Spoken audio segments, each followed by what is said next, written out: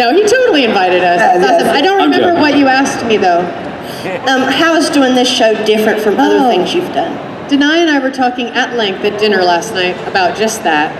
And, at first I thought I had this whole theory, like comedy and drama, and it's same belief, but, you just turn it on its side a little.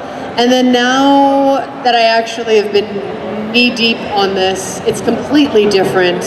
It's an utterly different mental and artistic architecture in terms of how I approach the scenes, how I approach the emotional beats, and it's spectacular. It's so satisfying. I'm really enjoying myself. You're doing great. Thank you. Next. Earlier you mentioned that you work 12 hours a day for like 6 months straight.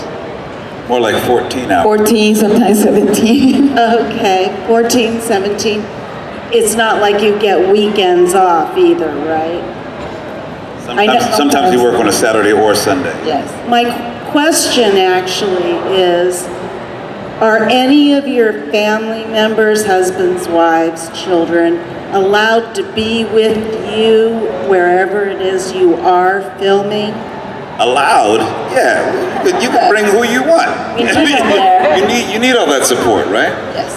Yeah. It's part of it. Like my son comes like on the weekend and on the winter break and spring break, and it's like he's part of it. I just like, my son is coming. Oh, great! Like it's part of the journey. And now we went to Mexico. Yeah, we like to have loved ones come and visit, and you need that, and because we work so hard, you need to also be able to the balance. Yeah, you need the balance of that. Work hard, but we also need loved ones around. I was wondering about that because my husband has worked 12 hours a day, 7 days a week for months on end, and I get real lonely. Well, you have to go and visit them at work. If only. The other thing I wanted to say, it's not necessarily a question, but I know I'm not a Blutz and Gore person, but this show attracted me because of the many different personalities, traits, mental status, and so on, the emotions between people and how different people react to different situations. And it's a phenomenal show. You all do really great, and we thank you for it. Thank you. Thank you. Thank you. Hi, I'm Shane from Wisconsin. Good to see you. My question would be for any one of you, but especially those that have been on the show longer. Have you ever been given or taken some sort of souvenir, a prop, or an item from the show that meant a lot to you? Just kind of squirreled it away or kept it for yourself? Eyeball, spoon. You kept your eyeball? My spoon, yeah. Really? I have breakfast with it every morning, Kim. I have a piece of the Abigail. So once they got rid of the Abigail, they gave a piece of it, a piece of the steel. Nice. Take anything? Take anything? No, we don't take anything. At the end of the season, I'll be like, I love this t-shirt. Can I have this? Well, Thank you. For me, almost everything is like, full of dirt and gore, and I'm just like, I don't want to take that. We don't want to look at it on our break. You want to just leave it there. Kevin, I want to ask you, you're in my all-time favorite zombie movie, Dawn of the Dead remake, 2004 by Zack Snyder. Who liked that? Yeah. And any details on what it was like to be a part of that? God, it was a long time ago. I was in high school, so I just remember it being a lot of fun. Zach had never really directed a movie. He was a commercial director, so I remember it feeling small. The effects were great. It made it a lot easier actually coming to this, because there's sometimes 100, 200 of these extras, the walkers, and it can be jarring if you haven't seen it before. And thankfully I been in a situation where there were people like that, so it wasn't quite as distracting as it could have been. But I just remember it being a lot of fun, and really good people, yeah, it was a long time ago. It was like 15 years ago. So. It must have been kind of a trip to see how Zack Snyder's career went after that. Yeah, for sure. I mean, the movie was great, so it wasn't surprising that that people that he's had the career he's had. But I'm trying to talk them into doing a remake of that movie. So, yeah. Love that movie. Hi, what's your name? Hi, I'm Lisa from Michigan.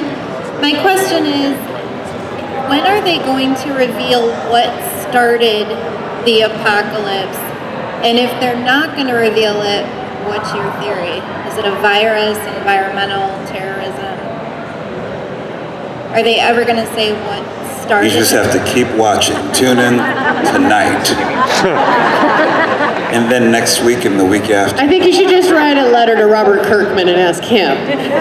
In Coleman's episode, it's all revealed. All revealed. Everything, like how it happened, what happened. I mean, it's been established it was a virus that is already inside everyone. I mean, that's established. Do you think the characters would think about it that much? Not when you're trying to not get killed. No, when you're running away. There's other triage right in front of you. Yeah, they just don't know. No one knows. And I think Robert Kirkman has said they're never going to say. I think he said that. It's not the point of it, I guess. Thank you. What do you think? What do you think it is? I don't know. I don't care. Be more passionate about not knowing. Some pharmaceutical company or something slipped something. Gone wrong. Something. I don't know. Okay. Thank you.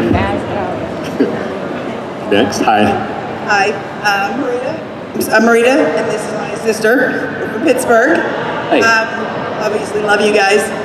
Always loved you, Coleman. Met you yesterday. Love you even more now. Thank you. I love you too. Thank you. Totally obsessed with you. Anyway, how do you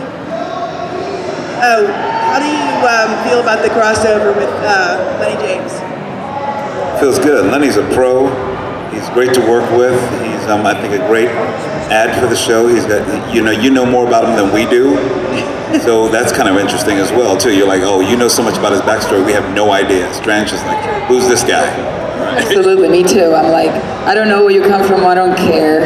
I just you're gonna. All I know deal is with that you it. have a stick. That's Yes, all I know. that's all I know. What do you do with that? Well, you know what I found interesting about Morgan and Lenny, and I talked to him about it, and I said, what made you come here? And he's like, well, I just want to do things that Morgan wouldn't do in The Walking Dead. I don't want to repeat what I already done. I think in this universe, I would never repeat what has happened.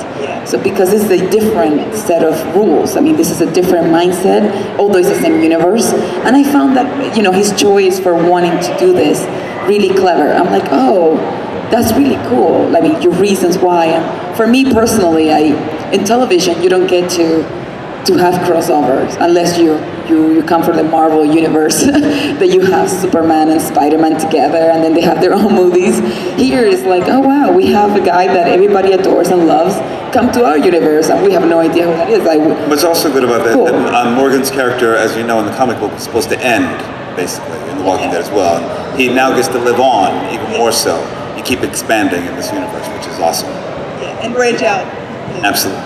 And also affect these characters. He's had quite a background, an amazing journey, and he brings that journey, all of the things he's gone through on walking, come over, and there's all these little parables on how he starts affecting each of the characters on this show because of who he is now, because of all the extreme experiences he's had, and all of the characters on this show are like hitting these dark places that he's been to.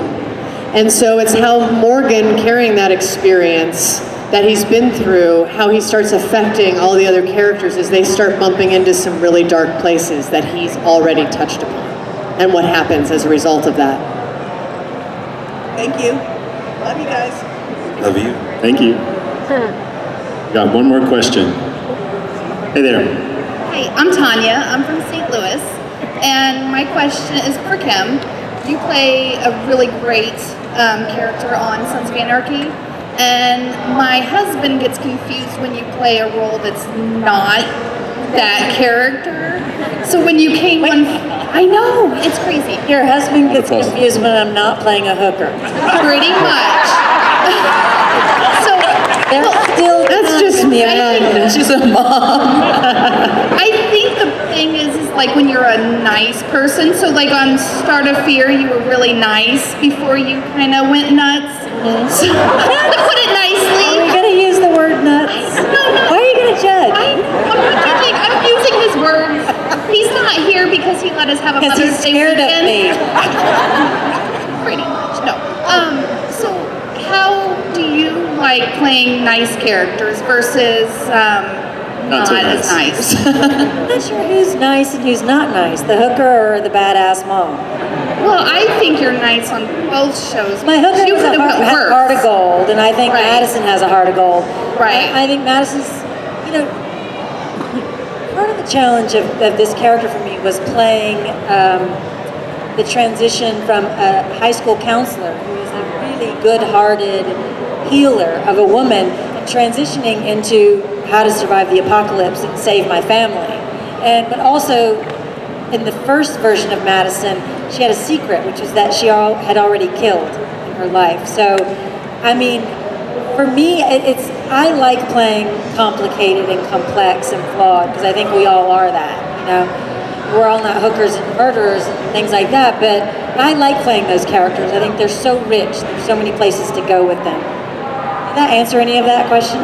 Yeah, it's just he just doesn't see you as a sweet character. So anytime we see you on something and you're not that pretty, sweet on Fear. She cuts off heads on Fear. That's nice. Compared to her other character, she was started out nicer, I guess. So Tell your husband to have an open mind. Tell him to go through my whole repertoire. He needs to just, download everything. I've showed him other things, and he's like, I just don't see her as anybody else but the hooker. Yeah. Okay, fair enough.